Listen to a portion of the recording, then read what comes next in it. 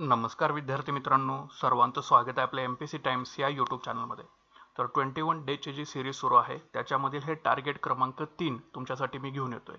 जर याच्या आधीचे जर तुम्ही दोन्ही स्टडी टार्गेट जर संपवलेले असतील तर तुम्ही जवळपास तुमचा 40% अभ्यासक्रम जो आहे, इव्हन जास्तच अभ्यासक्रम जो आहे तो तुम्ही क्लिअर अप केलेला आहे। तर 21 डेजचं चॅलेंज नंबर 3 आहे, ठीक आहे।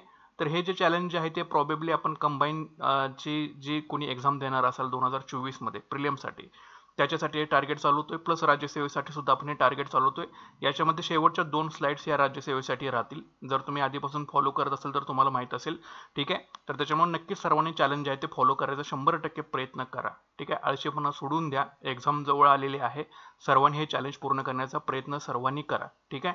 तर आता लक्षात ठेवा आपलं तुम्हाला काय काय करायचं आहे। ह्या व्हिडिओच्या माध्यमातून तुम्हाला तुमचं स्टडी टाइम टेबल, कोणते रेफरन्सेस वाचायचे आहेत, कोणता सिलेबस क्लिअर करायचा आहे 21 दिवसामध्ये, त्याच्या संदर्भामध्ये आणि कधीपर्यंत क्लिअर करायचे सगळ्या गोष्टी याच्यामध्ये सांगितल्या जातील। त्याच्यामुळे व्हिडिओ शेवटपर्यंत तुम्ही बघत चला। जर चॅनलवरती नवीन असाल तर नक्की चॅनल आपलं सबस्क्राइब करून घ्या, व्हिडिओला लाईक करा। तर आता सुरुवात करूया।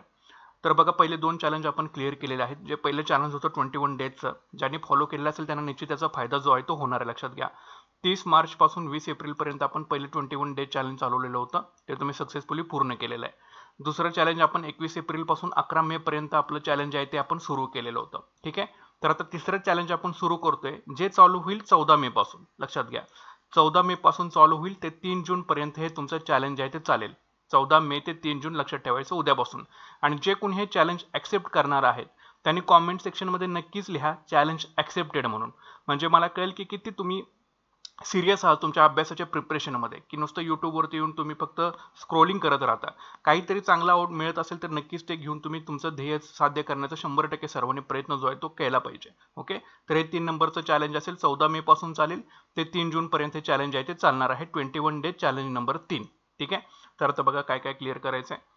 तर पहिल्यांदा एक नियम सर्वात आधी सांगून देतो की दररोज तुम्हाला 8 तास अभ्यास करायचा आहे, ठीक आहे। दररोज 8 तास तुम्हाला कंपल्सरी अभ्यास जो आहे हा करायचाच आहे। कसल्याही परिस्थितीमध्ये तुमचं दिवसाचं 8 तासाचं शेड्यूल जे आहे याच्यामध्ये टाइम टेबल सुद्धा तुम्हाला सांगितलेलं आहे, तर तुम्ही त्याच्यामध्ये तुमच्या वेळेनुसार तुम्ही फ्लिप करू शकता, पण कमीत कमी 8 तास अभ्यास होणं अपेक्षित आहे इथून पुढे, ठीक आहे।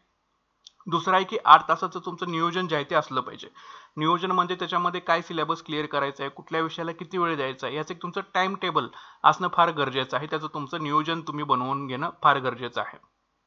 प्रत्येक विषयाची काही सांगितलेली पुस्तकं मी या व्हिडिओच्या माध्यमातून तुम्हाला सांगेन, त्या विषयासाठी तुम्हाला कुठलं पुस्तक वापरायचं आहे किंवा तुम्ही जे पुस्तक वापरत असाल त्या पुस्तकाशी तुम्हाला स्टिक राहायचं आहे, ठीक आहे। जे तुम्ही आधीपासून पुस्तक वापरत आलेलं आहात त्याच पुस्तकाशी स्टिक राहा, फक्त जो सांगितलेला अभ्यासक्रम जो आहे तो तुम्ही या 21 डेज चॅलेंजमध्ये तुम्ही पूर्ण करण्याचा प्रयत्न जो आहे तो तुम्हाला करायचा आहे।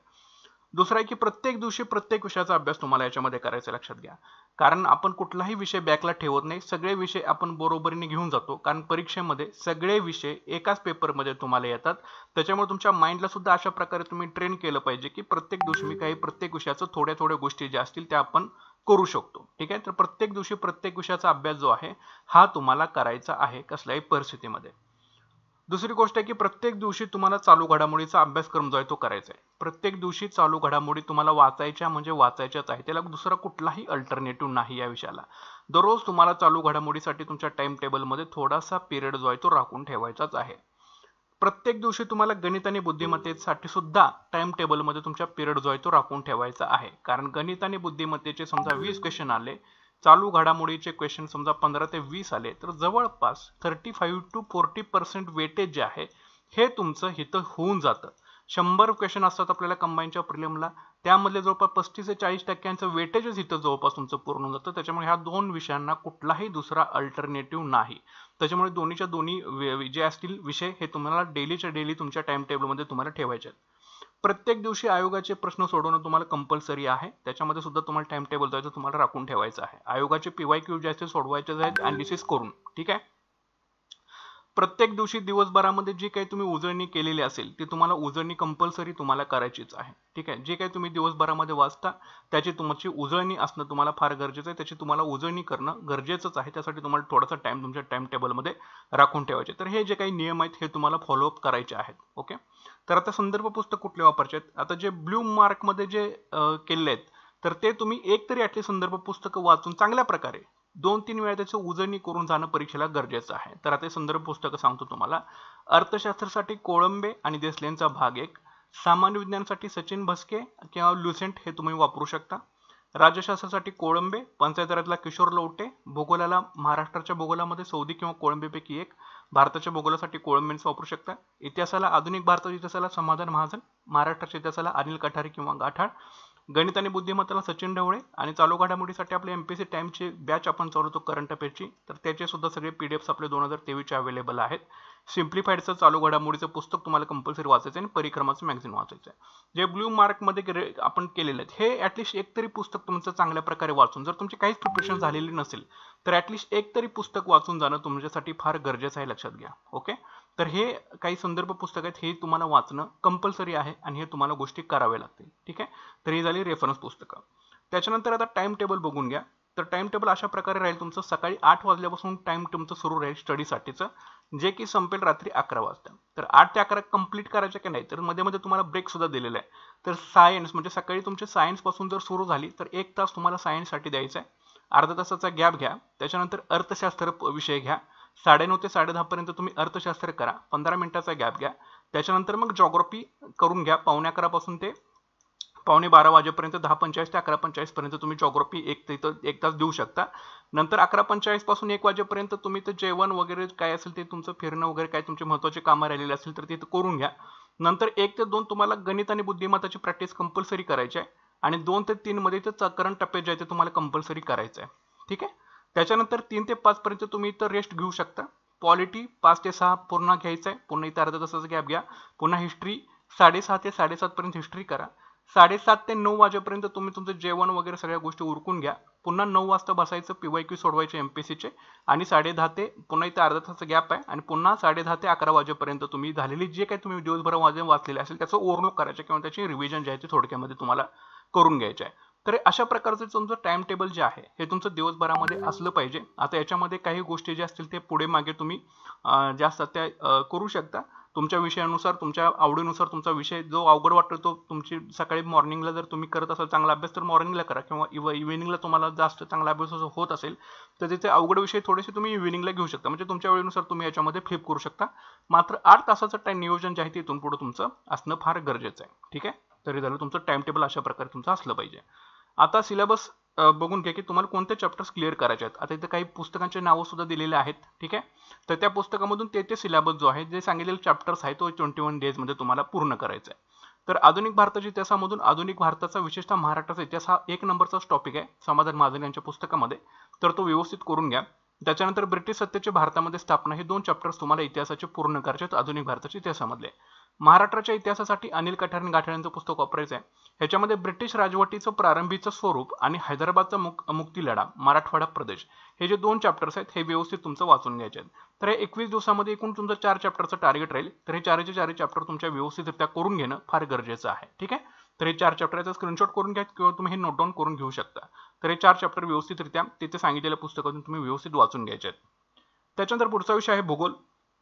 भूगोलामध्ये महाराष्ट्राच्या भूगोलामध्ये सौदी किंवा कोळंबे, आता जे तुम्ही पुस्तक वाचत असाल, समजा कोणी द्वीप समूह वाचत असेल तर त्या पुस्तकाशी तुम्ही स्टिक राहा. ठीक आहे, तर महाराष्ट्राच्या भूगोलामध्ये महाराष्ट्रातील खनिज संपत्ती आणि ऊर्जा साधने आणि महाराष्ट्रातील वने, म्हणजे खनिज संपत्ती आणि ऊर्जा साधने आणि वने हे 2 चॅप्टर्स महाराष्ट्राचे. सेम त्याच पद्धतीनं भारतातील खनिज संपत्ती आणि ऊर्जा साधने आणि भारतातील वने हे 2 चॅप्टर्स तुमचे क्लिअर व्हायला पाहिजेत. म्हणजे महाराष्ट्राचे 2 आणि भारताचे 2 हे 4 चॅप्टर तुमचे क्लिअर व्हायला पाहिजेत.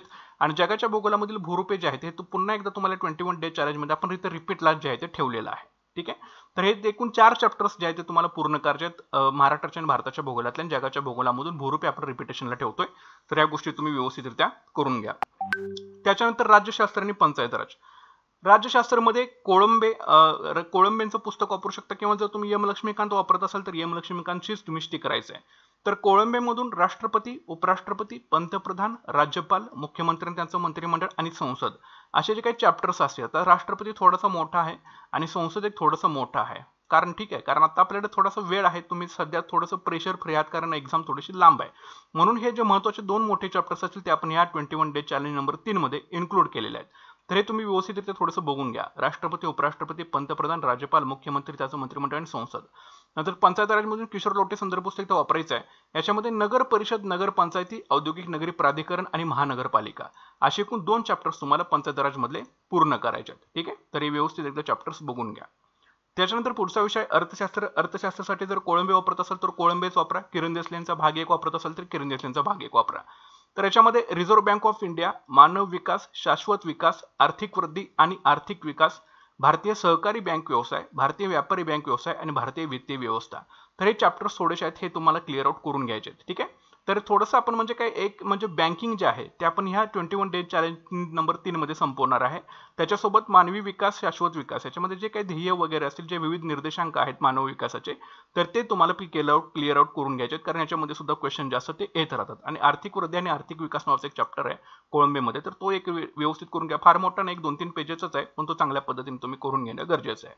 तर अशा प्रकारचे एकूण 7 चॅप्टर्स असतील. हे 7 चॅप्टर्स तुमचे इकॉनॉमिक्स मधले ह्या 21 डेज चॅलेंजच्या माध्यमातून तुम्हाला पूर्ण करायचे आहेत. यासाठी तुमचं थोडंसं रीडिंग स्पीड थोडंसं एक्स्ट्रा असलं पाहिजे. काही कन्सेप्ट तुम्हाला समजून घेणं गरजेचं आहे.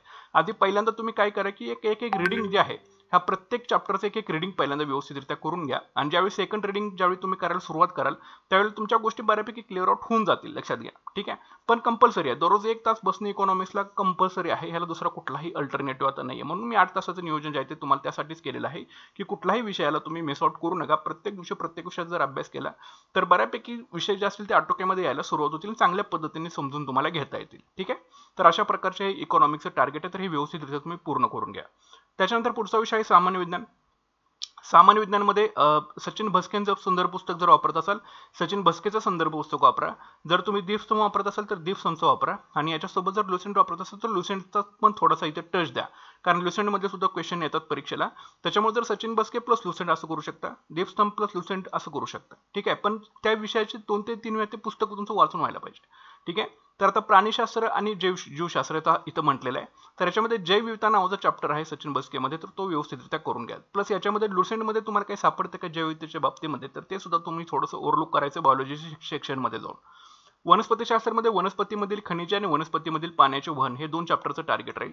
मानवी आरोग्यशास्त्रामध्ये मानवातील समन्वय आणि प्रजनन हे 2 चॅप्टरचं टार्गेट राहील. भौतिकशास्त्रामध्ये गुरुत्वाकर्षण आणि विद्युतधारा हे 2 चॅप्टरचं टार्गेट राहील. रसायनशास्त्रामध्ये खनिजे आणि धातुके, आम्ल, आम्लारी, क्षार या 2 चॅप्टरचं तुमचं टार्गेट राहील.